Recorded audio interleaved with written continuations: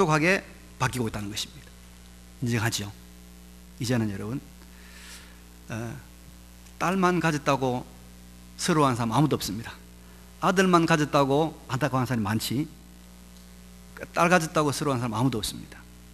급격하게 지금 우리가 이 모계 사회로 바뀌고 있는 그런 현상입니다. 하여튼 우리 한국 사람들이 굉장히 빨라요. 그죠? 빠릅니다. 근데 여러분, 신앙은요, 오래전부터 북의 흐름이 아니라 목의 흐름이었습니다. 신앙은. 그래서 유대인들은 이방인의 피가 섞인 사람을 유대인으로 받아들일 때 뭘 받느냐 하면요, 아버지 피를 보지 않았습니다. 어머니 피를 봤어요.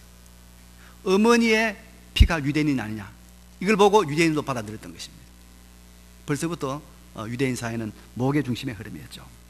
신약 성경도 디모데후서 1장 5절에 보니까 디모데를 향해서 바울이 이렇게 말합니다. 이는 내 속에 거짓이 없는 믿음이 있음을 생각합니다. 이 믿음은 먼저 내 외조모 로이스와 내 어머니 유니게 속에 있더니 내 속에도 있는 줄 확신하노라. 외조모, 어머니, 그 다음에 디모데로 이렇게 흘러가고 있다는 것입니다. 우리가 지금 상고하고 있는 요한 2서에도 사도 요한은 남자들은 제외시키고 있습니다. 부녀, 어머니를 말하고 있고, 그리고는 자녀, 아이들을 말하고 있습니다. 신앙의 목의 흐름을 우리에게 언급하고 있단 말이죠. 신앙은 모계를 통해서 흘러가는 경향이 아주 큽니다. 그래서 어머니 중요하고요, 외조모 중요하고요, 며느리 중요하고, 딸 매우 중요합니다. 매우 중요합니다. 그 이유를 들라고 하면 제가 얼마든지 들 수 있습니다만은, 하여튼 신앙의 개성은 모계이구나 생각을 하면서 신앙의 목의 개성에, 목의 흐름에 큰 관심을 가져야 될 줄로 믿습니다. 자, 그러면 사도 요한은 신앙 개성의 중요한 자리에 있는 이 부녀와 아이들을 향해서 어떤 말씀을 하고 있을까요? 사도 요한이 이 신앙 흐름의 중심에 서 있는 이 목의 부녀와 아이들을 향해서 무슨 말을 하고 있을까요? 사랑입니다. 사랑. 이 요한 2서는 여러분 한 장짜리 성경입니다. 한 장짜리. 지금에 다 성경에 모아져 있지만 옛날에는 이 한 장을 가지고 한 신앙 공동체가 믿음 생활을 했단 말이에요. 또 이 한 장을 가지고 우리가 한참 동안 그걸 하나님의 말씀 전부로 알고 신앙 생활을 했던 그 시절이었죠. 그러니까 이 한 장 속에 정말 우리 성도들에게 꼭 필요한 것, 성도에 정말 필요한 핵심적인 것을 말할 수밖에 없지 않겠습니까? 그게 뭐냐면 바로 사랑이란 말이에요. 그래서 요한 2세는 이 사랑을 굉장히 반복해서 강조하고 있습니다. 이 사랑이 여러분 너무 중요한 거 우리 잘 알잖아요. 우리 성경을 대표하는 구절이 몇 절입니까? 성경을 대표하는 구절이 요한복음 3장 16절. 한번 이거 해봅시다. 하나님이 세상을 이처럼 사랑하사 독생자를 주셨으니 이는 저를 믿는 자마다 멸망치 않고 영생을 얻게 하려 하심이라. 이거 꼭 외워야 됩니다. 제가 이 노회에서 장로고시를 보면서요, 장로 후보생들 한번 물어봤어요. 성경 외우는 거 한 가지 말해보십시오. 아무것도 어떤 사람은 하나도 못해요. 그래서 요한복음 3장 16도 못 외웁니까? 그것도 못 외우더라고요. 꼭 외우시기 바랍니다. 자, 그래서 사랑이신 하나님의 근본 본체가 사랑이신 하나님의 사랑이 우리 모든 구원 세계, 구원 운동의 출발점입니다. 그래서 우리가 이 사랑을 알고 사랑에 관심을 가지고 사랑을 실천해야 됩니다. 특별히 모계 사회로 흘러가는 이 시대에 다시 한번 참 사랑이 무엇인가 우리가 잘 새겨야 하는 것이 하나님의 뜻이고 이 시대에 하나님의 명령인 줄로 믿습니다. 이제 이 사랑에 대해서 요한 사도가 요한 2서에서 가르치는 것을 함께 나누어 보겠습니다. 먼저 5절을 보면은 부녀여 내가 이제 내게 구하노니 서로 사랑하자 라고 말하고 있습니다. 서로 사랑하자, 너무나 당연한 말 같죠.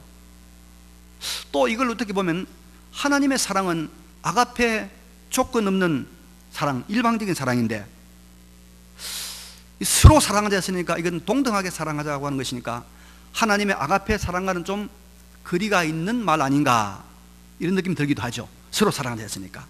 그러나 여러분, 이 말, 서로 사랑하자는 말의 가장 중요한 깊은 뜻은 우리가 사람을 대할 때, 상대방을 대할 때, 특히 믿는 성도를 대할 때 그 사람을 보는 관점이 사랑의 대상으로 봐야 된다, 그런 말입니다. 사랑의 대상으로 사람을 바라봐라. 이게 서로 사랑하자는 말 속에 담겨있는 가장 중요한 뜻입니다. 그래서 서로가 서로를 사랑의 대상으로 봐라. 사랑의 대상으로 봐라, 이런 말이지 서로가 똑같이 대등하게 사랑해야 된다, 서로 이런 말은 아닌 것 같아요. 그래서 여러분, 믿는 사람들은 이제 어떤 훈련을 해야 되냐 하면은 모든 것, 성도들, 이웃들, 교회, 공동체, 모든 걸 볼 때 사랑의 관점으로, 사랑의 대상으로 보는 훈련을 해야 됩니다. 다른 목적을 가지고 보려고 하지 말고 사랑의 대상으로 보려고 하는 훈련을 해야 돼요. 나보다 더 좋은 옷을 입고 왔네, 저 머리는 어디서 했을까? 그런 관점을 보지 말고 사랑의 대상으로 보는 관점을 가져가는 거예요. 요즘도 여러분, 제가 가끔씩 전화를 받습니다. 서울대학교 무슨 농생물연구소로 가면서 전화가 옵니다. 그리고는 우리 연구소에서 모든 교인들에게 좋은 건강식품을 하나 선물할 테니까 딱 10분만 광고 시간에 시간 내달라는 거예요. 그 뭐 하는 거죠?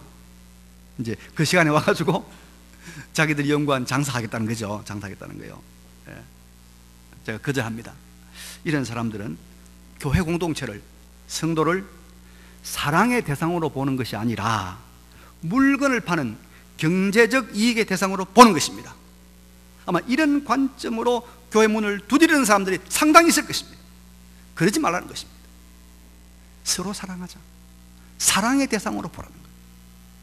우리나라가 권위주의 시대, 독재 정권 치하에 있을 때 많은 이 민주화 운동을 하던 민주투사들이 교회를 찾았습니다. 천주교도 찾았죠. 그런데 그분들이 교회를 찾고 성도를 찾고 이렇게 말씀을 찾은 것은 하나님을 사랑하고 또 사람을 사랑했다는 그런 것이 아니었죠. 자기들의 이상과 꿈을 이루기 위한 수단으로, 도구로 교회를 활용하고 성도 공동체를 이용했죠. 그 결과 그런 사람들이 만든 신학이 뭐냐? 소위 말하는 민중신학입니다. 민중이 예수다, 예수가 민중이다, 이런 이상한 교회를 만들어냈던 것입니다.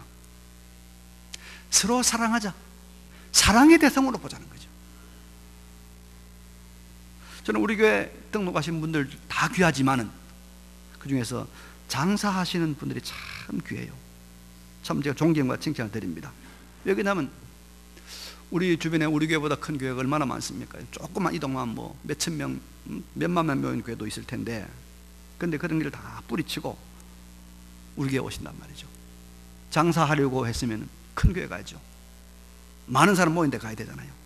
그런데 교회도 성도도 사랑의 대상으로, 하나님 사랑의 관점에서 바라보는 그런 중심으로 오신 분들 참 하나님께서 기뻐하시고 생각지 못한 은혜와 복을 주실 줄로 믿습니다.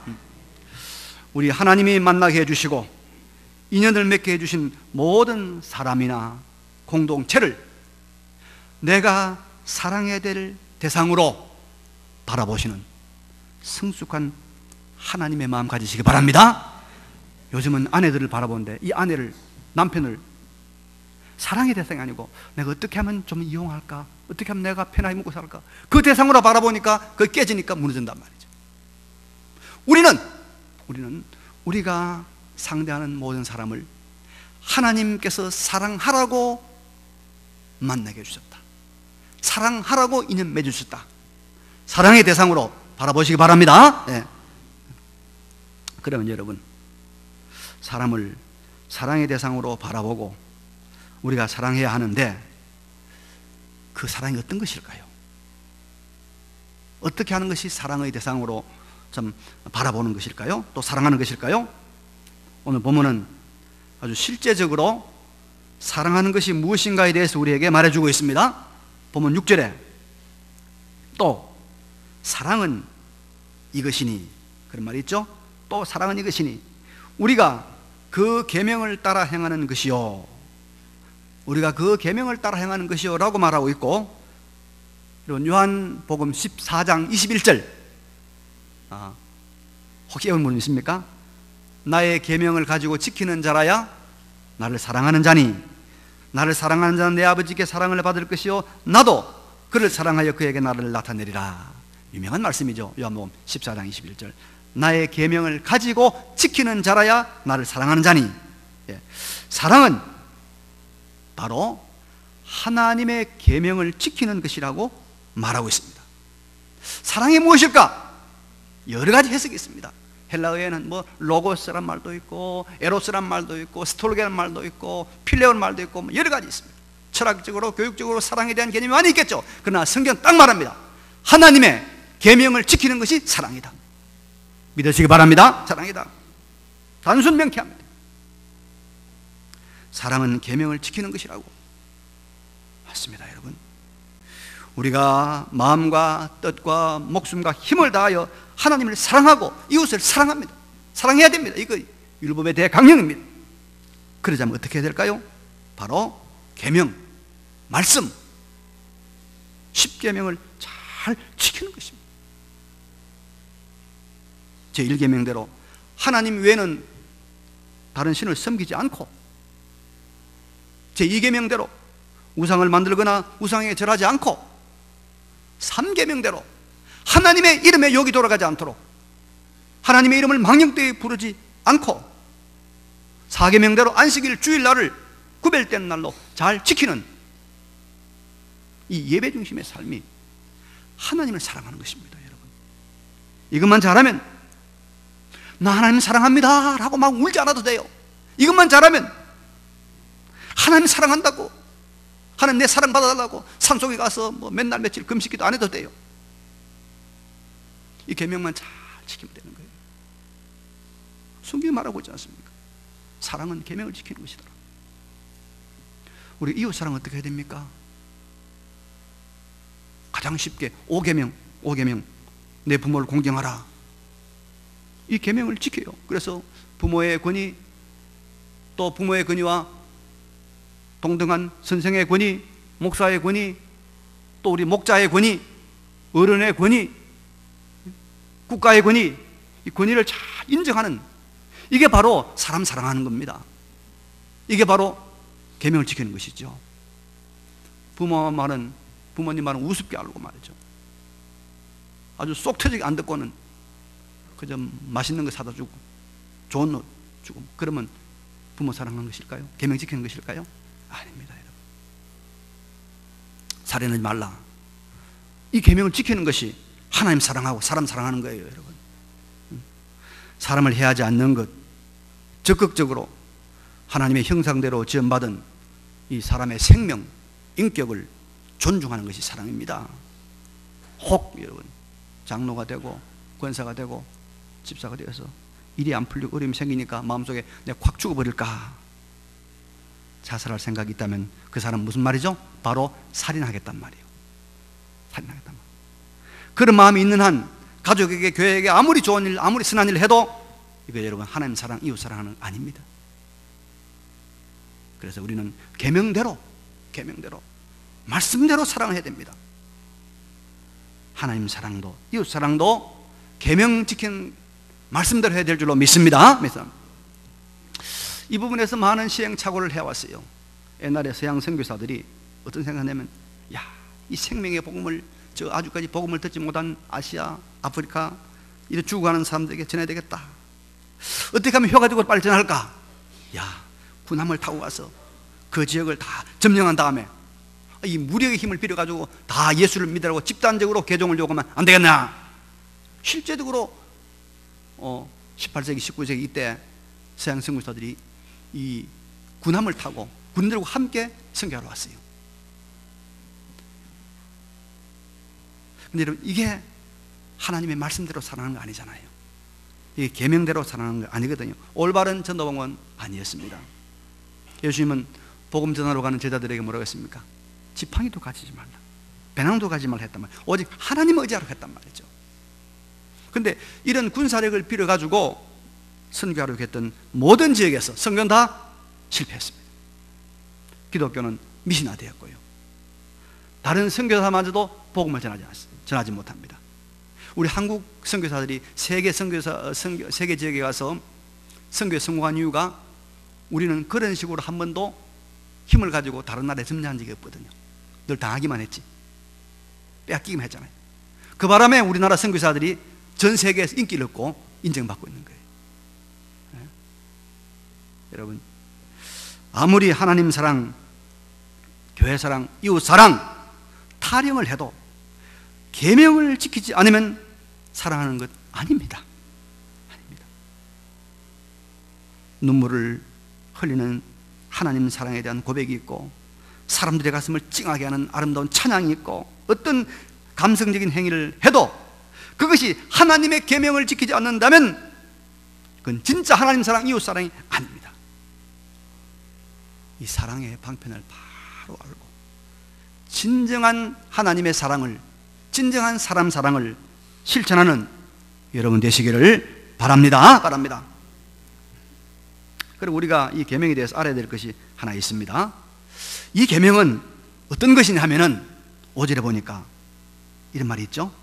5절, 이는 새 계명같이 내게 쓰는 것이 아니요 처음부터 우리가 가진 것이다, 그렇게 말하고 있죠. 6절에도 계명은 이것이니 너희가 처음부터 들은 바와 같이 그 가운데서 행하라 하심이라. 이 계명, 하나님의 말씀, 이 사랑의 방편에 대해서 그것이 새로운 것이다 라고 말하지 않고 처음부터 있는, 이미 너희가 들은 것이다 라고 말하고 있습니다. 여러분, 여기 중요합니다. 이 말이 무슨 말이냐면, 우리가 사랑을 이룰, 우리가 실천할 하나님의 계명들은 옛날부터 있었고 지금도 있고 앞으로도 계속 있을 것이다, 이 말입니다. 그래서 우리가 이것을 모르는 바가 아니라는 거예요. 아니다. 모르는 바가 아니다. 이 계명을 너희들이 몰라서 내가 말은 아니다. 문제는 뭐죠? 행함이라고 하는 것이죠. 근데 옛날이나 지금이나 신기한 말씀을 찾아서 교회를 순례하는 순례객들이 있습니다. 근데 여러분, 이거 대단히 위험한 일입니다. 어리석은 일. 우리가 지킬 하나님의 계명은 옛날부터 있는 거예요. 옛날부터 있어. 옛날부터. 이렇게 뭔가 신비한 걸 찾아서 순례하는 사람들을 이단자들이 낚아채서 자기들의 종으로 삼습니다. 그래서 근실하게 신앙생활하는 사람들은 이단에 절대로 넘어가지 않습니다. 이단에 넘어가는 사람은 다 이런 결함을 가지고 있는 분들이에요. 우리가 지켜야 하는 여러분 말씀, 성경, 더 축소한 10계명, 세상 사람도 다 알고 있고, 절에 있는 스님들도 다 알고 있어요. 다 알아요.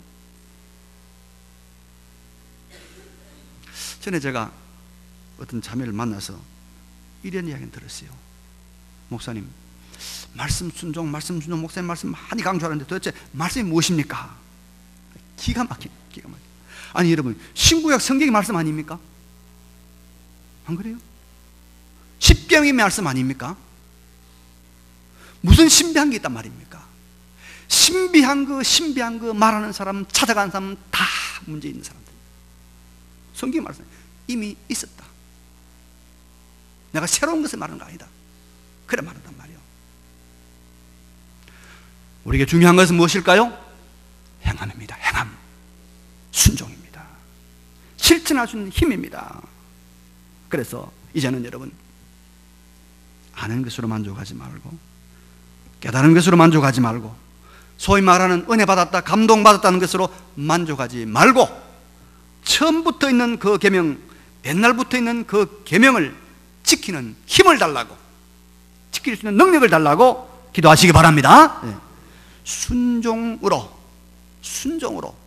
사랑의 자리에까지 나아가는 우리 모두가 되시기를 바랍니다. 그런데 여러분, 우리가 사랑하면, 다시 말해서 하나님의 계명을 지키는 그 방편으로 사랑을 실천하면 무슨 일이 일어날까요? 성경대로 사랑한 사랑의 결과가 무엇일까요? 사랑의 열매가 무엇일까요? 진정한 사랑의 열매가 무엇일까요? 제가 이 말씀을 준비하면서 제가 초등학교 때 아주 인상 깊게 보았던 우리 동기 하나 생각이 났어요. 이 친구는 굉장히 제가 부러웠어요. 왜냐하면 그 당시는 과자도 우리가 못 사 먹었는데, 이 친구는 항상 호주머니에 돈이 있어요. 그리고 과자도 맛있는 거 사 먹고, 또 좋은 옷도 입고, 하여튼 모자라는 게 없어. 그래서 이제 필요한 거 있으면 반드시 다 그것을 가지고 또 해결하더라고요. 또 학교에 무슨 일이 있으면 어머니가 찾아와서 해결해줘요. 그래서 제가 물어봤어요. 한번 옆에 사람한테, 야, 구범이 그 친구는 도대체 어떻게 됐는데 그렇게 그 특별대로 받고 그렇게 모자란 게 없느냐 물으니까, 자기 아버지가 딸만 놓고 아들을 못 낳는데, 근데 어머니가 마지막에 요 아들 하나 뒀다는 거예요. 외동아들. 그래서 이 외동아들이 됐는데, 위에는 막 누나들이 많고 그런데, 자기 어머니가 이 외동아들 때문에 남편에게 그렇게 이제 대우를 받기 때문에 어쨌든 이 외동아들한테 뭐 무조건 잘해주는 거죠. 무조건. 그러니까 하여튼 그 친구는 그래서 과자를 많이 먹어가지고 빼빼 말랐어요. 과자를 많이 먹으니까 빼빼 말랐어요. 하여튼 제가 부러웠어. 구분미가 뭐 돈도 많이 쓰고 뭐 다 있어. 근데 세월이 이제 졸업하고 중학교 지나고 고등학교 지나가지고 제가 한번 고등학교 때 한번 물어봤어요. 우리가 오래 지나면 다 친구들 궁금하잖아요. 물어보니까, 야, 구범이 어떻게 되냐 물으니까 그 동네 아이 하는 말이 죽었다는 거야. 왜 죽어? 그랬더니 자살했대. 그래 가만히 생각해 보니까, 초등학교 때는 엄마가 다 해줄 수 있잖아요. 엄마가. 그러나 나이가 이제 20살, 18, 17, 중학교 고등학교 되면은 어머니가 해줄 수 있는 능력이 한계가 있단 말이에요. 근데 어릴 때부터 어머니가 다 해줬으니까 안 해주면은 속이 상하는 거라. 하고 싶은데 못하면 열불이 나는 거예요. 그 나이가 들어가지고 범위는 많아졌는데 하고 싶은 걸 다 못하니까 성질이 나가지고 그걸 못 참아가지고 그래서 그만 죽었대. 약 먹고 죽었는지 몸에 죽었는지 모르겠지만 죽었대요. 그렇게 여러분 외아들이라서 애지중지 사랑했지만은 사랑의 방편이 잘못되니까 비극으로 끝이 나고 말았습니다. 여러분 알아야 됩니다. 미움이 잘못된 결과를 만들어내는 경우도 많이 있죠. 그러나 그에 못지않게 잘못된 사랑이 불행을 만들어내는 경우도 얼마든지 있다는 것을 기억하시길 바랍니다. 여러분, 사랑하면 다 아니에요. 사랑하면 다 아니란 말이에요. 잘못된 사랑이 불행을 만들어내. 아이들 그래서 내가 오냐오냐 키우면 마지막에 잘못하면 자살합니다. 꼭 기억하세요. 내 구범이를 보고 알아요. 못하는 게 없어. 하고 싶은데 다 해. 안 되면 깡짜 부리면 엄마가 다 해주는 거야. 근데 마지막에는 결과가 그래 됐단 말이에요. 그래서 뭡니까? 하나님의 계명을 지키는 것이 사랑이라.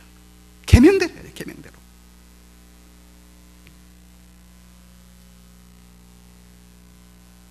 자, 그럼 우리 계명대로 사랑하면 어떻게 될까요? 본문 4절에 사도 요한 이런 말을 하고 있습니다. 너희 자녀들 중에 우리가 아버지께 받은 계명대로 진리를 행하는 자를 보니 내가 심히 기쁘도다. 계명대로 진리를 행하는 모습이 뭡니까? 사도 요한을 심히 기쁘게 했다는 거예요. 계명을 지키는 것으로 사랑하는 그 삶의 결과가 다른 사람들에게 심히 큰 기쁨과 만족을 주었다는 것입니다. 여러분, 나의 사랑을 아는 사람, 내 사랑을 경험한 사람, 나와 관계된 모든 사람에게 고통과 슬픔을 주는 것이 된다면 얼마나 불행합니까? 이것은 참 사랑이 아닐 것입니다. 그러나 그 결과가 관계된 모든 사람에게 기쁨이 되고 즐거움이 되고 두고 만족할 만한 감사의 제목이 되지 않겠나 이 말이에요. 그러므로 여러분, 계명대로 사랑하면, 계명대로 살면 모든 사람에게 위로가 되고 기쁨이 되고 만족이 된다는 것을 믿으시기 바랍니다. 힘이 돼야 돼요. 계명대로 사랑해야 돼요. 계명대로 사랑해야 돼요. 그래야 모든 사람에게 기쁨이 되는 거예요. 모든 사람에게 만족이 되는 겁니다. 이게 여러분 단순하지만 너무나 중요한 원리입니다. 저는 지난 목요일 오후에 일본 히로시마에 있는 일본 교회에서 목회하는 한 한국인 목사의 방문을 받았어요. 저를 찾아왔습니다. 찾아온 목적은 제가 지지난주에 다녀왔던 시코구 중회에 좀 전가를 가지고 와서 설명을 하겠다는 것입니다. 좀 구체적으로 말하자면 사후가 사절로 저를 찾아왔다는 겁니다. 만났습니다. 사실은 제가 일본 이야기를 조금 하면은 시코구 중회에 제가 사절단으로 참석을 했는데 거기에 회의를 참석하고 방청하는데 아주 듣기에 거북한 결정을 하나 하는 것을 제가 들었어요. 뭐냐면 이 시코구 일본 중회가 우리 노예하고 자매결연을 한 맺어가지고 12~13년 정도 유지를 해왔는데 그날 회의를 가만히 보니까 제가 일본말을 잘 모르니까 뭐 알아듣지 못하지만 일본 글이 거의 한문 아닙니까? 한문을 제가 안단 말이죠. 한문을 딱 보니까 한국에 있는 다른 합신적 노예하고 자매결연을 지금 청원하는 그런 안건이라. 그걸 딱 보는 순간 내가 마음이 편했어요? 편하지 않겠어요? 편하지 않죠? 당연히 기분 나쁘죠. 아니 우리하고 자매결을 맺고 있는데 또 다른 자매결을 맺어? 또 맺는다고 하면 사전에 무슨 양해를 구한다든지 통보를 해야 되는 그것도 없이 화가 팍 나더라고요. 그래서 내가 옆에 통역한테 물어보니까 사실 맞는 거죠. 화가 나가지고 내일 당장 짐 싸 가야 되겠다. 기분 나쁘더라고요. 그럴 수는 없고 그래서 이제 그냥 아무 말도 안 하고 일정을 소화했는데 사람 눈치가 있잖아요. 눈치. 일본 사람들 눈치를 챘는가 봐. 그러니까 이제 자기 그 시코구 안에 일본에서 공부해가지고 일본에서 목회한 우리 한국 사람을 한국으로 보낸 거예요. 다른 일로 보내면서 가서 신목사를 꼭 만나라. 근데 이제 와가지고 이제 가만히 들으니까 전부 자기들이 뭐 이런 사정 때문에 그랬다가 전부 이제 설명하고 또 뭐 변명을 하더라고요. 제가 한번 생각에 참 의리 없는 인간들이다. 예의도 없는 사람들이다. 생각이 들었어요. 근데 잘해봐라 그런 생각이 들었지만은 뭡니까? 하나님께서 우리가 맺어준 모든 사람 무슨 대상? 사랑의 대상이잖아요. 사랑해야지. 일본 교회 약하니까 어떻게 하면 좀 더 도움을 받아볼까 싶어서 그렇게 해야지. 용납해야지. 연약한 것을 받으라는 한 말씀 실천해야지. 그래서 제가 다 접고 이해합니다. 지나간 건 다 우리가 잊고 앞으로 긍정적으로 어떻게 하면 더 잘할 것인가를 은혜는 보십시다 하면서 제가 그분에게 잘 설명하고 그렇게 물론 제가 다른 대접 안 했습니다만은 보냈습니다. 여러분 모든 대상을 사랑의 대상으로 바라보는 경쟁의 대상이 아니라 시기의 대상이 아니라 짓밟고 내가 일어서는 대상이 아니라 사랑의 대상으로 바라보는 마음 가지시기 바랍니다. 특별히 교회 안에서 서로 사랑의 대상으로 이웃을 보고 교회를 보고 성도를 보고 그리고 이미 알고 있는 계명, 알고 있는 계명. 여러분, 신비한 말씀이 따로 없습니다. 속지 마세요. 가장 중요한 것들은 보세요, 여러분. 우리 학교에서, 대학교에서 배워야 될 걸 다 간추려가지고 고등학교에 가르칩니다. 고등학교에서 배워야 될 것 중에서 가장 중요한 걸 중학교에서 가르칩니다. 중학교에서 배워야 될 가장 중요한 걸 또 추려가지고 왜 가르쳐요? 초등학교에 가르쳐요. 초등학교에서 꼭 알아야 될 가장 중요한 걸 추려가지고 유치원을 가르치는 거예요. 그러니까 가장 중요한 것은 가장 일찍 배운 거예요. 여러분, 교회 나올 때 받은 그 첫 번째 말이 가장 중요한 거예요. 교회 나올 때, 예수 믿을 때 배운 그 말이 가장 중요한 말이다, 이 말이요. 믿습니까? 이 말이 돼요. 그거 우리가 실천 못해서 문제지. 그래서 내가 너에게 새로운 걸 쓰는 것이 아니다. 옛 계명이다. 옛 계명이다. 이미 알고 있는 이 계명 잘 순종하고 실천하는 이것으로 사랑하고, 이 사랑의 결과가 큰 기쁨과 큰 위로와 큰 만족을 준다는 것을 확신하고 남은 생애를 하나님의 사랑으로, 말씀대로의 사랑으로, 계명을 지키는 사랑으로 살아가시는 우리 모두가 되시기를 간절히 바랍니다. 이 말씀을 기억하시면서 잠깐 하나님 앞으로 통성으로 결단 기도하겠습니다. 걸어가신 우리 아버지, 전능하신 우리 아버지,